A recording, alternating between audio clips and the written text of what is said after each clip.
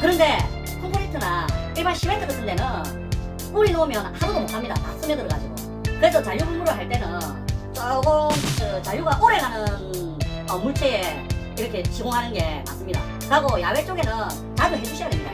야외 쪽은 콘크리트 많잖아요. 그래서 이제 주기적으로 뭐 일주일에 한 번씩 하시는 분도 계시고 2주에 한 번 하시는 분도 계시는데 그걸 잘 알고 사용하십시오. 그러니까 오늘 또 해충박사 화면 1호입니다. 전 영상에 더스테이 살충제, 살균제, 식독제, 유충성장 억제제 소개를 시켜드렸는데 오늘은 이 제품군에 대해서 상세하게 제가 어떻게 사용하는가 사용법에 대해서 설명을 좀 해드리려고 합니다. 10가지를 다 설명하면 길어지니까 오늘은 살충제 3가지를 설명을 해드릴게요. 살충제는 말 그대로 충을 죽이는 거죠. 해충을 갖다가 박멸하기 위해서 소멸시키고 사멸시키기 위해서 개발한 약제입니다.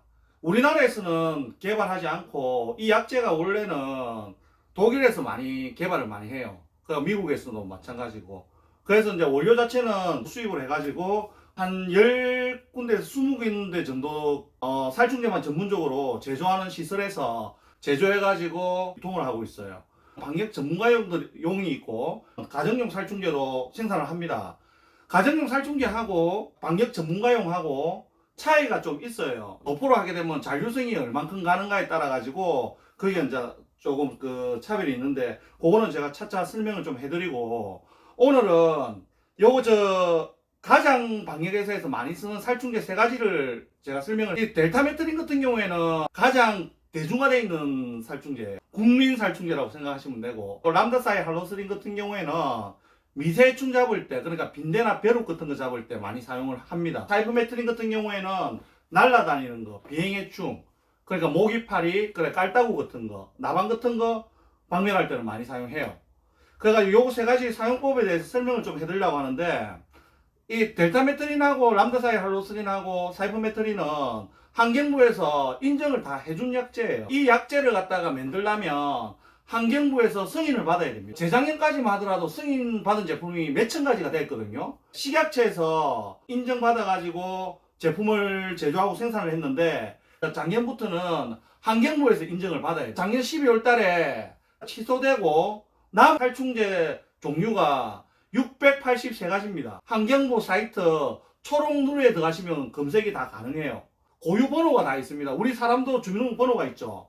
제품도 전부 다 주민등록 번호처럼 제품 살충제 번호가 다 있어요. 허가받은 승인 번호가 더안티 델타 플러스 유제 같은 경우에는 2419-0515로 승인을 받았습니다. 더 람다 플러스 유제는 2419-0403으로 승인을 받았습니다. 그리고 마지막으로 더 사이퍼 플러스 유제 2419-0529로 승인을 받았어요. 요 세 제품은 환경부에서 간염병 예방용 살충제로서 승인을 받았기 때문에 방역회사에서 사용이 다 가능한 제품들이에요. 방역 전문가용으로 인정받았다 해가지고 방역 전문가용으로 꼭 쓰는 것만은 아닙니다. 꼭 방역회사가 아니더라도 민간인들이 큰 면적의 방역을 할 때는 많이 사용을 해요. 그래서 이제 가정용 살충제 같은 경우에는 희석할 필요가 없습니다. 근데 방역 전문가용 약제들은 물하고 희석을 해야 돼요. 보통 희석 비율이 약제마다 조금씩 희석 비율이 틀리긴 틀려요.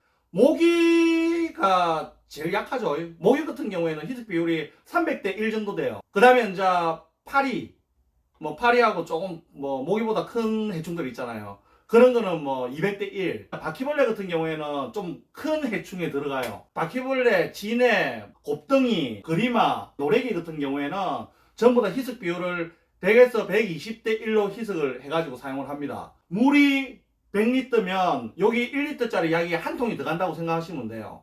근데 수학을 못하는 사람들은 계산기 두드려 가지고 계산하시면 됩니다.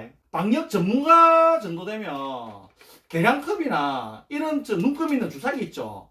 이런 걸 사용해 가지고 물하고 희석을 해야 되는데 대부분은 감으로 이렇게 때리 넣어요. 그런 방역 업체들은 제가 봤을 때는 오래가지 못할 것 같아요.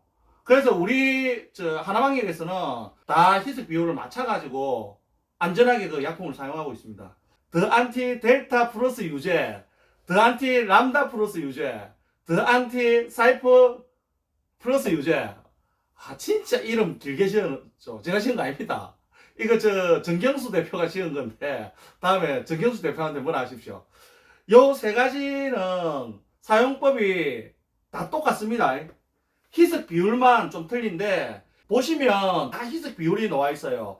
직접 분무 몇 대 몇, 가열 연막 몇 대 몇, 가열 연무 몇 대 몇 이래 있는데, 직접 분무는 이 압축 분무기, 수동식 압축 분무기, 자동식 압축 분무기가 있는데, 압축 분무기에 넣어가지고 직접 분사를 할 때 직접 분무를 합니다. 가열 연무하고 가열 연막은 같은 기계를 사용해요. 열을 가해가지고 수증기로 뿌려가지고 분사를 하는가, 아니면 경유를 넣어가지고 약재를 갖다가 기체로 만들어가지고 연기로 살충을 하든가 그 차이입니다. 약재를 사용하실 때 이런 장비들이 있어야 됩니다. 이 약재를 사용을 하시려면. 연막기가 연무기하고 겸용으로 나와요. 물하고 살충제하고 희석을 해가지고 사용을 하시면 가열 연무, 경유하고 약재하고 섞어가지고 사용하시면 가열 연막이라고 합니다. 근데 저도 몰랐는데 등유 사용해도 되고 경유 사용해도 됩니다. 등유는 그 대신 경유보다 등유가 연기가 작게 나옵니다. 사용해 보시면 아실 겁니다. 그래서 이제 방역 전문가용들이 가장 많이 쓰는 거고, 일반 가정집에서는 잘 안 써요. 그런데 이제 밖에 야외에 전원주택이나 펜션 큰 건물 같은 걸 갖다가 관리를 할 때 많이 구입해 가지고 씁니다. 아파트에서도 저희들 살충제 많이 사용을 하시는데, 아파트는 법적 의무 소독 시설 연 3회를 해야 되거든요. 4월달부터 9월달까지는 3달에 한 번씩, 그 다음에 10월달부터 3월달까지는 6개월에 한 번만 하면 되거든요. 그렇다 보니까 밖에 이제 하단 같은 데나 이제 위생적으로 조금 취약한데, 그런데 벌레가 많이 생겨요.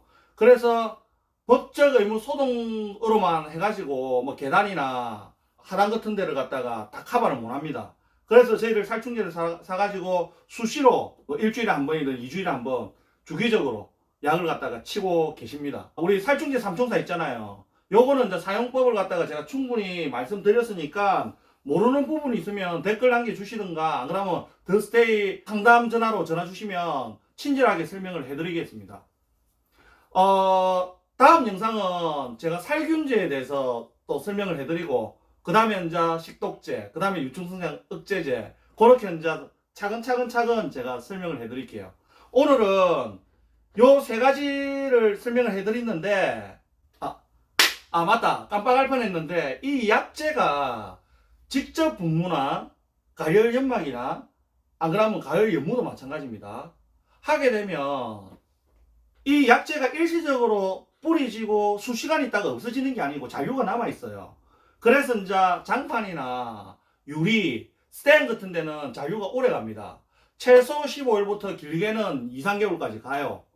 그런데 콘크리트나 일반 시멘트 같은 데는 뿌리 놓으면 하루도 못 갑니다. 다 스며들어 가지고. 그래서 잔류 분무를 할 때는 조금 잔류가 오래 가는 물체에 이렇게 시공하는 게 맞습니다. 그리고 야외 쪽에는 자주 해주셔야 됩니다. 야외 쪽은 콩쿨이 많잖아요. 그래서 이제 주기적으로 뭐 일주일에 한 번씩 하시는 분도 계시고 2주에 한 번 하시는 분도 계시는데, 그걸 잘 알고 사용을 하십시오. 오늘 영상도 여러분한테 좀 도움이 됐는지 모르겠는데, 저희들이 진짜 해충 없는 세상을 만들 때까지 최선을 다하고 열심히 노력하겠습니다. 감사합니다. 구독, 좋아요는 사랑입니다.